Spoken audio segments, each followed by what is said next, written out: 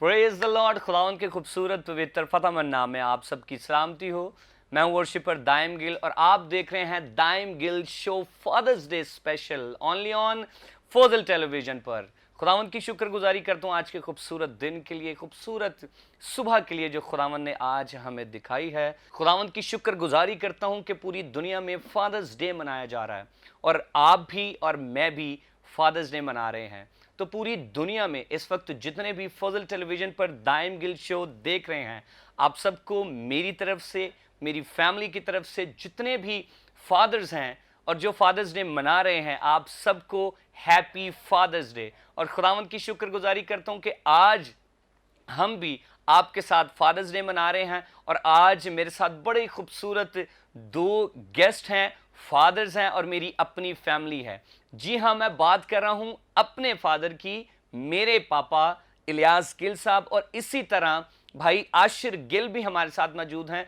वो भी फादर हैं और मेरे भी बड़े भाई हैं और मेरे भी बाप जैसे ही हैं। और खुदावंद की शुक्रगुजारी करता हूं कि आज दोनों मेरे साथ हैं और आज हम खूबसूरत उनसे बातें भी करेंगे और वो किस तरह फादर्स डे मनाते हैं, क्योंकि मैं खुद भी बाप हूं। मैं भी आपको बताऊंगा कि मैं किस तरह से जो है फादर्स डे मनाता हूं। तो आइए मैं अपने गेस्ट से आपको मिलवाता हूं और आए हम खूबसूरत बातें उनके साथ करते हैं।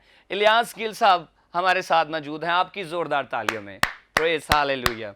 और इसी तरह भाई आशिर गिल भी हमारे साथ मौजूद हैं, हम उनको भी वेलकम करते हैं जोरदार तालियों के साथ प्रेज हालेलुया। खुदावंद की शुक्रगुजारी करता हूं और आइए हम अपने प्रोग्राम का आगाज करते हैं। और मैं ज़रूर चाहूँगा कि इलियास गिल साहब से, अपने पापा से, कि वो दुआ में रहनुमाई करें ताकि हम प्रोग्राम का आगाज करें। Praise hallelujah. खुदा कुदूस तेरे शुक्रगुजार हैं क्योंकि तू ही शुक्रगुजारी, इज़्ज़त और जलाल के लायक है। Thank you Lord. प्यारे खुदावंद, आज के दिन के हवाले से जो बातचीत हो प्यारे खुदावंद, फादर डे के हवाले से प्यारे खुदावंद, उसमें तेरी ख़ास बरकत हो।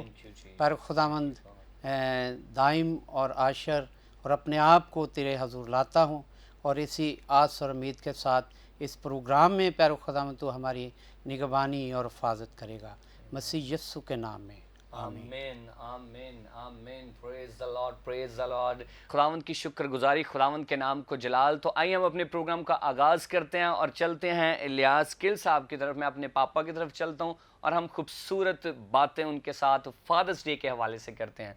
जी पापा, आपको वेलकम। सबसे पहले तो थैंक यू। कैसा लग रहा है आपको? आज फादर्स डे है, क्या महसूस कर रहे हैं? सबसे पहले तो मैं शुक्रगुजार हूँ दाइम आपका कि आपने हमें इस डे के हवाले से, फादर डे के हवाले से हमें अपने स्टूडियो में बुलाया।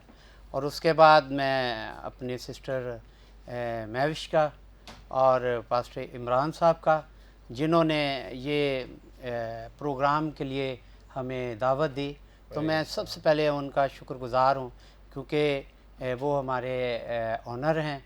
तो हम उनके लिए दिल और जान से दुआ भी करते हैं। और दूसरी बात यह है कि जो आपने कहा कि फादर डे के हवाले से, तो ये जो दिन है पूरी दुनिया में ये मनाया जा रहा है और ये मेरा ख्याल है कि इस दिन को जितने जो बेटे हैं, बेटियां हैं, वो सब खुशी के साथ इसको मनाते हैं। तो मेरे लिए ये है कि जो मेरे बेटे हैं वो बड़ी हमें इज़्ज़त देते हैं और घर में हमें केक काटते हैं हर साल और गिफ्ट देते हैं। और इस साल के पिछले सालों की तरह ये दिन को बड़े अच्छे तरीके से मनाया जाता है।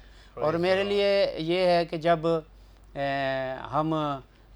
मैं अपने पापा की बात करता हूँ तो उस वक्त आज से 50-60 साल पहले की बात है, इतना जोश से नहीं मनाया जाता था, लेकिन अब जो है ये इसको बड़े जोश के साथ हर दिन को मनाया जाता है। तो मनाना भी चाहिए क्योंकि ये दिन जो है ये बच्चों के लिए बड़ी इज़्ज़त की बात है। और मेरे लिए ये बात है कि ये जो फादर डे है ये बच्चों के घरानों की सलामती के लिए जो बाप है उनकी दुआ करता है अपने बच्चों के लिए, उनके घरानों के लिए, हमारे जो पोते हैं, पोतियाँ हैं, नवासे हैं, उनके लिए, उनके आगे ज़िंदगी के लिए हम दुआ करते रहते हैं। Praise तो ये मेरे लिए बड़ी खुशी की बात है कि भी हम इस दिन को अपने जी। बच्चों के साथ मना रहे हैं। जी, प्रेज द लॉर्ड। बड़ी खूबसूरत बात जो है वो पापा आपने की है। मैं ज़रूर पूछना चाहूँगा कि कोई ऐसी बात जो आपके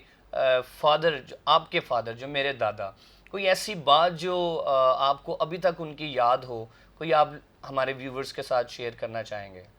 बचपन का एक वाक़या है कि मैं तकरीबन 7-8 साल का था। जी, तो मेरे पापा ने मुझे ये एक हमारे पास एक मुर्गा था, तो उन्होंने कहा बेटा इसको आपने बाहर नहीं लेके जाना जी, और इसको किसी के साथ लड़ाना नहीं है। तो मैंने उनकी बात सुनी नहीं, जी, लेकिन मेरे जो साथ घर के दोस्त थे जी। उन्होंने मुझे कहा कि भाई अभी तो अंकल के आने की बड़ी देर है, देर है। तो आप अपने मुर्गे को निकालें और यानी उसको बाहर निकालें और हम थोड़ा सा वो दूसरे मुर्गे के साथ उसकी फाइटिंग देखते हैं, लड़ाई देखते हैं। तो जैसे ही उनकी बात मैंने मान तो ली, तो मैंने वो मुर्गे के साथ ना दूसरे मुर्गे के साथ अपने मुर्गे को छोड़ा और मैं लड़ाई रहा था को। तो तकरीबन आधे घंटे बाद मेरे पापा जो थे वो जॉब से आ गए और उन्होंने मुझे पकड़ा और सबके सामने मारा। और मारा ये था कि उनकी मार मेरे लिए सारी उम्र के लिए थी कि हमें उनकी इज़्ज़त करनी चाहिए थी और बात माननी चाहिए थी। जी, लेकिन ये था कि बाद में उन्होंने मुझे बहुत प्यार किया जी, और उस वक्त मेरे लिए बाज़ार से केक लेकर आए और कहने लगे कि बेटा देखो मैं आपको मारना नहीं था चाहता, जी, लेकिन आपको समझाने के लिए कि आप इस चीज़ से बात को मेरी आपको मानना चाहिए था। जी, लेकिन मुझे बाद में याद आया कि अब कि भी वो जो मैंने मार गलत थी मेरे लिए बेहतरी थी। जी। और मैं अब जो ये है कि अब आपको या आशिर को मेरा कभी नहीं होता कि भी मैं आपको कोई डांटूं भी, जी। और मैं आपने कभी डांट खाई भी नहीं है ना। आशिर ने मेरे साथ बहुत प्यार करते हैं, मेरी इज़्ज़त करते हैं। नहीं, डांट तो हमने खाई है। अब जरूर मैं पूछना इसी बात से मैं पूछूंगा कि सबसे ज्यादा डांट किसको पड़ी है? मुझे पड़ी है, आशिर को पड़ी है? नहीं, गुड़िया को तो पड़ी नहीं ना, हमारी ना जेनिफर को। गुड़िया को नहीं पड़ी। गुड़िया तो यानी शुरू से बच्चियों के साथ तो मैं अभी भी बताता हूँ कि मेरे भाई की बेटियाँ थी, उनके साथ भी बड़ा मेरा प्यार था। और उसके बाद गुड़िया के साथ, जी, अब रियाला के साथ जो आशिर की बेटी है जी, वो, उसके साथ मेरा बहुत प्यार है। लेकिन जो ज़्यादा डांट थी वो दाइमा आपको ही पड़ते थे और आप मेरी बात नहीं सुनते थे और मैं आपको ज़्यादा डांटता था। आशिर तो एक ज़िम्मेदार था और शुरू से ही जब उसने मैट्रिक किया जी, तो वो पीसी में लगा और घर की सारी जिम्मेदारी उसने संभाली। जी, और आप पढ़ते थे लेकिन आपको हम डांटते थे। लेकिन आज जो है कि भी आप पूरे पाकिस्तान के जो हैं वो स्टार हैं और खुदा ने आपको बहुत बरकत दी है। ये खुदावंद की इसके लिए शुक्रगुजारी मैं शुक्रगुजार। ज़रूर ज़रूर बताना चाहूँगा कि जिस तरह पापा मुझे डांटते थे या आशिर भाई हैं, अब मतलब डांट पड़ती थी, ये नहीं कि बहुत ज़्यादा पड़ती थी। आशिर भाई मुझे ज़्यादा डांट पड़ती थी इसीलिए क्योंकि मैं स्लो था, स्लो काम होते थे सारे ये वो। तो उसी डांट की वजह से आज जो है खुदावंद की शुक्रगुजारी करता हूँ कि आज पूरी दुनिया में खुदावंद मुझे इस्तेमाल कर रहा है अपने जलाल के लिए, प्रस्तिश के लिए। ये जो डांट है पापा की, ये उसी की बदौलत जो है वो आज हम इस स्टेज पर हैं। इसी तरह मैं भी, इसी तरह भाई आशिर भी। इसी तरह मैं भाई आशिर की तरफ भी चलता हूँ। आशिर भी आपको कैसा लग रहा है? सबसे पहले ये बताएं, आप खुद भी फादर हैं, कैसा आपको लग रहा है कि अब पहले पापा हमारे अभी भी फादर तो हैं, तो अभी आपको कैसा लग रहा है क्योंकि आप खुद भी फादर हैं, इसी तरह एलाइजा के भी और रियाला के भी? सबसे पहले तो मैं दाइम गिल शो का शुक्रगुजार हूँ, पूरी मैनेजमेंट का, क्रू का, फजल टीवी टीम का। दूसरी बात यह है कि मैं ऑब्वियसली ये चीज़ एज अ फादर मैं, क्योंकि ये चीज़ एज अ जब बेटा था तब बंदे को इतनी रिस्पॉन्सिबिलिटी का पता नहीं होता कि एज अ फादर क्या रिस्पॉन्सिबिलिटी है। हाँ, जब खुदा ने बच्चे दिए हैं, 2 बच्चे हैं, अब पता चलता है कि पापा की जिम्मेदारी क्या रही होगी जी। और उन्होंने किस कंसर्न के साथ हम लोगों के साथ इतनी अटैचमेंट की होगी। तो मैं समझता हूँ कि काफ़ी डिफरेंस एज अ फादर आता है और उसको आप एहसास करते हैं कि यार कि जब हम एज अ बेटा होते हैं, जो वो रिस्पॉन्सिबिलिटी होती है, तब हम इतना उसको अप्रिशिएट नहीं करते। जी। तो अब जब मेरे बच्चे 4-5 बजे सोते हैं, फिर मैं कल मम्मी से बात कर रहा था, मैं कहा मम्मी ये बहुत लेट सोते हैं। मम्मी कह रही मैंने और पापा ने भी ना, आपके पापा ने भी इसी तरह हम लोगों ने भी आपको पाला है। तो मैं कहता मम्मी हमने तो आपको तंग नहीं किया। मम्मी कहते ऐसे ही तंग करते थे, आपके पापा भी ऐसे आपको लेके चलते रहे थे, हम भी ऐसे। तो मैं समझता हूँ कि बहुत जिम्मेदारी उनकी रही है और मैं समझता हूँ कि जितनी जिम्मेदारी उनकी रही है, कोशिश हम भी करते हैं उसी तरह जिम्मेदारी करें। और एज अ फादर बहुत बड़ी रिस्पॉन्सिबिलिटी होती है और जो वो उन्होंने रिस्पॉन्सिबिलिटी अपनी निभाई है, वो मैं समझता हूँ कि एक 100% होती है, उन्होंने 1000% निभाई है। तो ये मैं समझता हूँ कि ये हमारे लिए ये बहुत एक फ़ख्र की बात है कि हमारे फादर माँ बाप, खुदा ने अभी तक उनको हमारे ऊपर सलामत रखे और ताहयात सलामत रखें। और एज अ फादर बहुत जिम्मेदारियाँ बहुत चेंज आती है। आमीन। और ये वाकई ये बात है, क्योंकि मैं खुद भी फादर हूँ, इसी तरह शहान और रूहान जो हैं उनकी ज़िम्मेदारियाँ जो अब मेरे पर हैं। तो मैं अभी यही सोचता हूँ कि पापा ने किस तरह जो है वो हमें उस टाइम जो है वो किस तरह पाला, किस तरह हमारी नीड्स पूरी होती थी, किस तरह हमारे कपड़े, और उस दौर में पता नहीं पैम्पर्स का था कि नहीं था, लेकिन ये कि अभी हमें पैम्पर्स और खाना, दूध, ये वो सारी चीज़ें जब हम देखते हैं तो हमें फिर एहसास होता है नहीं पापा ने हमारे लिए कितनी मेहनत की। किस तरह पापा जो है वो धूप में जाते थे, एज अ म्यूज़िक टीचर पापा काम करते थे, इसी तरह क्वायर्स में पापा जो है वो जाते थे, स्कूल में भी काम करते थे। तो अब हमें पता लगता है कि पापा किस तरह धूप में जो है वो हमारे लिए, हमारे खाने के लिए, घर के ग्रॉसरी के लिए, हमारी नीड्स के लिए जो है वो पापा जाते थे, कपड़ों के लिए, खाना पीना, ये वो घर का पूरा सर्किट चलाने के लिए पापा जॉब करते थे। और किस तरह पापा मेहनत करते थे। मुझे याद है हमें पापा स्कूल से लेने आते थे। जब स्कूल लेने आते थे तो पापा ने इसी तरह कीबोर्ड जो है वो बाइक के हैंडल पर लटकाया हुआ था। तो मैं, इसी तरह जेनिफर मेरी बहन, और इसी तरह भाई आशिर, हम लोग तीनों, हम चारों एक ही बाइक पर जो है वो हम आते थे।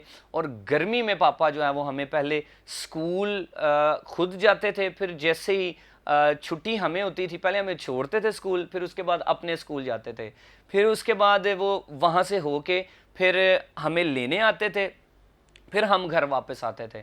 तो पापा ने हमारे लिए बड़ी मेहनत की है। हमें लोग बल्कि हमारे रिश्तेदार जो हैं वो हमें ये कहते थे, पापा को अक्सर कहते थे कि जी पता नहीं इलियास ने बच्चे पढ़ाने भी नहीं कि नहीं, ऐ ते मरास पूने ते ही लाया है। लेकिन खुदावंद की शुक्रगुजारी करता हूँ कि आज वही लोग जो हैं वो खुश होते हैं, वो देखते हैं, जब हमें देखते हैं कि मैं, आशिर भाई, पापा जो हैं वो खुदावंद के नाम को जलाल दे रहे हैं पूरी दुनिया में। तो ये एक बहुत बड़ी गवाही है कि जो लोग जिस तरह हमें बातें करते थे तो खुदावंद ने उन्हीं को जो है वो दिखाया कि खुदावंद हमें किस तरह से इस्तेमाल कर रहा है। ये हमारे लिए, हमारी फैमिली के लिए एक बहुत बड़ी गवाही है।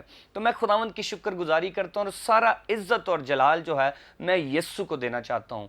इसी तरह मैं आशिर भाई की तरफ चलता हूँ। आशिर भाई, मैं ज़रूर पूछना चाहूँगा कि आप स्पोर्ट्समैन भी हैं, आप बास्केटबॉल के कोच भी हैं, बास्केटबॉल खेलते भी हैं, इसी तरह आप म्यूज़िक टीचर भी हैं।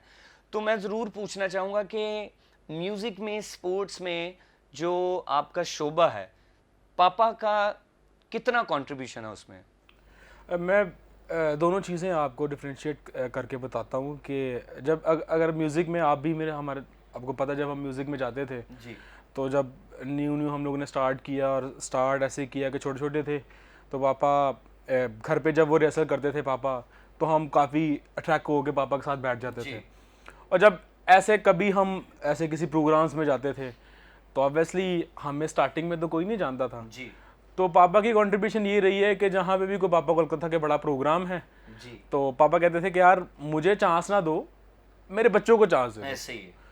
तो वो मैं समझता हूँ कि वो चांसेस मिल मिल के वो कॉन्फिडेंस हम लोगों में इतना आया कि पापा सामने बैठे, नहीं तो काफ़ी लोग हम देते थे कि विदाउट हमारी एज के जो लोग आते थे उनके साथ उनके फैमिली सपोर्ट इतनी नहीं होती थी। फैमिली सपोर्ट के साथ साथ इतनी प्रोफेशनलिज्म सपोर्ट नहीं होती थी जैसे पापा की आता म्यूजिक की, क्योंकि पापा एक्सपर्ट थे। तो पापा क्योंकि हम लोगों को तैयार करके ऊपर बैठाते थे, तो जब हम परफॉर्म करते थे तो वो जो मैं समझता हूँ कि वो उस टाइम पे जो क्रेडिट हमें मिला ना वो पापा का क्रेडिट था। अभी भी जो हम लोग जो स्टेज पे हैं वो मैं समझता हूँ कि उनका जो भी कंट्रीब्यूशन हम लोगों पर आया, उन्होंने अपने चांसेस हम लोगों को दिए हैं और वही चांसेस हम लोग अभी तक अवेल कर रहे हैं। और वो कॉन्फिडेंस और वो इज्जत जो है वो खुदा की तरफ से जो खुदा ने दी है वो पापा की बदौलत में हमें मिली है। और स्पोर्ट्स में आप खुद समझते हैं कि आप भी स्पोर्ट्स जब करते थे जी। शाम के टाइम जब हम क्लब करने जाते थे बास्केटबॉल की, तो वहाँ पे मैंने बहुत कम देखा है कि अगर आप एक बच्चे को एक स्पोर्ट्स करवाने लेके जा रहे हैं तो उनके फैमिली बाहर बैठ के उनको देख रही है।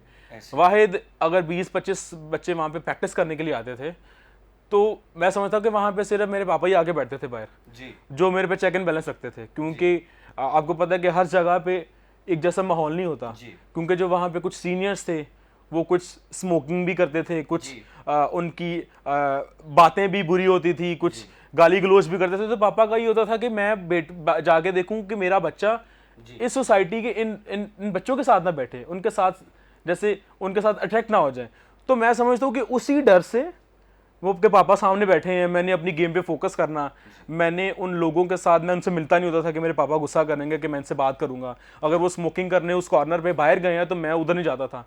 तो मैं समझता हूँ कि वो ही डर मेरी पूरी लाइफ के लिए एक ऐसी बेस्ट हो गई, बेस्ट ऑप्शन बन गया कि ना हम स्मोकिंग की तरफ गए ना किसी दूसरी बुरी आदत की तरफ गए। तो मैं समझता हूँ कि उनकी जो अटेंशन रही है ना हमारे ऊपर, मेरी स्पोर्ट्स के ऊपर, मैं बिल्कुल डेडिकेशन पे था कि मेरे पापा मुझे देख रहे हैं तो मैंने कोई ऐसी हरकत नहीं करनी कि जिससे मेरे पापा के नाम की बदनामी हो जी। तो मैं समझता हूँ कि उनकी कंट्रीब्यूशन रही है, तो जिसकी वजह से मैं पढ़ भी गया, आज मैं स्पोर्ट्स में भी मतलब कि मैं किसी बुरी सोसाइटी में नहीं गया, म्यूज़िक में हम लोगों को इतना चांसेस मिला, और ये जो उनका कंट्रीब्यूशन रहा है ये मुझे तरक्की के ऊपर लेके गया। और जैसे म्यूजिक में आपको पता है कि हम लोगों ने कितने चांसेस पापा की जगह पे हम लोगों ने अवेल किए हैं, और अभी तक भी ऐसा होता है कि अवार्ड्स मिलने की बारी आए तो पापा कहते हैं कि यार मेरा अवार्ड भी ना आप दाइम को दे देना। काफी जगह पे ऐसा होता है। तो पापा की सपोर्ट बहुत रही है म्यूजिक में भी, स्पोर्ट्स में भी। और मैं समझता हूँ कि हम जो एक प्रॉपर इंसान है, इंसान ऑब्वियसली आप जब इंसान एक बुरी उसकी तरफ ना जाओ, बुरी आदतों की तरफ ना जाओ, तो आप अच्छे इंसान, मैं नहीं समझता कि मैं अच्छा इंसान हूँ, मगर मैं ये समझता हूँ कि मैं बुरी आदतों की तरफ नहीं हूँ, और वो पापा की वजह से है। स्पोर्ट्स में खास तौर पे और म्यूज़िक में भी जो हमारी कंट्रीब्यूशन है, जो लर्निंग है, जो एक्सपर्टीज़ पापा ने हम लोगों ने डेवलप की है, और ख़ास तौर पे जो रिस्पॉन्सिबिलिटी दी है, एक डिसिप्लिन दी है कि पापा ने हमेशा टाइम से पहले, एक 4 बजे का टाइम है तो पापा ने कहना मैंने वहाँ पे 3:30 पहुँचना है। तो ये जो पंक्चुअलिटी है मैं समझता हूँ कि ये पापा से मैंने डेवलप किया है, और मोस्टली हम आपको भी कहते हैं मगर आप समझते नहीं हैं। तो मगर ये है कि आप ये जोक्स पार्ट, मगर इसमें ये है कि ये जो भी पंक्चुअलिटी, रिस्पॉन्सिबिलिटी, डिसिप्लिन है वो पापा की वजह से है। बिल्कुल ऐसी मैं ज़रूर कहना चाहूँगा, इसी के साथ एक बड़ी अच्छी बात मुझे मेरे माइंड में आ रही है। जिस तरह आशिर भाई ने कहा कि पापा इसी तरह, मतलब मुझे भी इसी तरह जब एकेडमी छोड़ने जाना है, गेम पर जैसे मैं जाता था, बास्केटबॉल की ट्रेनिंग पर जाता था, इसी तरह म्यूज़िक में भी कहीं पे हम लोग जाते थे तो पापा हमारा पीछा करते थे कि मतलब बच्चा हमारा सही जगह जा रहा है या नहीं जा रहा। कुछ बच्चे जो हैं वो अपनी तौहीन समझते हैं कि जब एकेडमी में उनके फादर जाते हैं या वो 3 घंटे जो हैं वो खड़े रहते हैं, बाहर खड़े रहते हैं, तो वो तौहीन समझते हैं कि दूसरे बच्चों के साथ जो तो वो आ नहीं रहे। अच्छा, मैं एक चीज़ ऐड करना चाहूँगा, ये चीज़ें हम लोगों ने as a academy, as a मैं बास्केटबॉल में, ये हम लोगों ने सुनी भी हैं। ओ यार तेरा पापा तो रोज ही आ जाता है, तू चेक करने आ जाता है ऐसे। तो वो उस टाइम पे वो चीज़ थोड़ी सी बुरी भी लगती थी, मगर मैं समझता हूँ कि कुछ टाइम के बाद वो मुझे फील हुआ कि यार अगर वो उनके माँ बाप नहीं आते थे तो वो एक स्मोकिंग कॉर्नर पे होते थे, मेरे माँ बाप आते थे तो मैं चुप करके घर चला जाता था। ये और अभी भी सॉरी जी, जब आपके मैचेस होते हैं तो मेरी कोशिश होती है कि मैं उन मैचेस में जाऊं। हाँ जी। वो इस वजह से कि मेरे बच्चे के यानी नौजवान हैं, एक टीम के साथ दूसरी टीम अगर झगड़ा करती है तो हम जो बुज़ुर्ग हैं वो एक फादर होते हुए वो दूसरी टीम जो होती है मेरी रिस्पेक्ट करती है जी। और जितनी वो उस वक्त अगर कोई टीम के साथ कोई मसला हो जाता है तो हम उसको ठीक करते हैं और मैं तो साथ ही रहता हूँ। जी। और मेरी ये ख्वाहिश होती है कि अगर आपका भी कोई प्रोग्राम होता है तो मेरी ख्वाहिश होती है कि अगर दाइम खुदा की तारीफ़ कर रहा है जी। तो मैं आप लोगों के लिए दुआ करता हूँ पीछे बैठा। और हम मेरे फादर की आप देखें जो बात है तो मैं तो अभी भी मैं जो उनकी तस्वीर जो है ये देखें, मैं मम्मी पापा की जो तस्वीर है ये मैं अपने पास रखता हूँ एक ब्लेसिंग की तौर पे, और मैं कहता हूँ कि ये मेरे साथ हैं। और जो मर जाते हैं या फौत हो जाते हैं या खुदा में सो जाते हैं तो वो जब उनको हम याद करते हैं तो वो ज़िंदा रहते हैं। तो मेरा ख्याल है कि मेरे फादर जो हैं वो ज़िंदा हैं और मेरे साथ हैं। इसी तरीके से मैं आपके लिए भी दुआ करता रहता हूँ और ब्लेसिंग खुदावंद से मांगता रहता हूँ कि हमारी जो दुआएं हैं आपकी फैमिलीज़ के लिए, आपके घरानों के लिए एक बहुत बड़ी बरकत है। जी, प्रेज़ गॉड, हालेलुया। बड़ी अच्छी बातें, खुदावंद का शुक्र अदा करते हैं कि भाई आशिर भी कर रहे हैं, इसी तरह पापा भी करते हैं। मैं अपनी बात कंटिन्यू करूंगा, जो बात हमारी बीच में ही रह गई थी। कुछ बच्चे मैं बता रहा था कि कुछ बच्चे जो है वो अपनी तौहीन समझते हैं कि एकेडमी पर जैसे जो उनके फादर्स छोड़ने जाते हैं या उनकी जैसी छुट्टी होती है वो सबसे पहले फादर उनके खड़े होते हैं, या कहीं पर भी वो जाते हैं जैसे स्पोर्ट्स है या म्यूज़िक के लिए या किसी भी फील्ड में उनके फादर साथ जाते हैं, तो वो समझते हैं कि ये पापाज बॉय है, कि मतलब ये देखते हैं कि जी जी ऐसे ही जो है वो इसके पापा आ गए हैं ये वो, क्योंकि दूसरे लड़कों के नहीं आते थे साथ।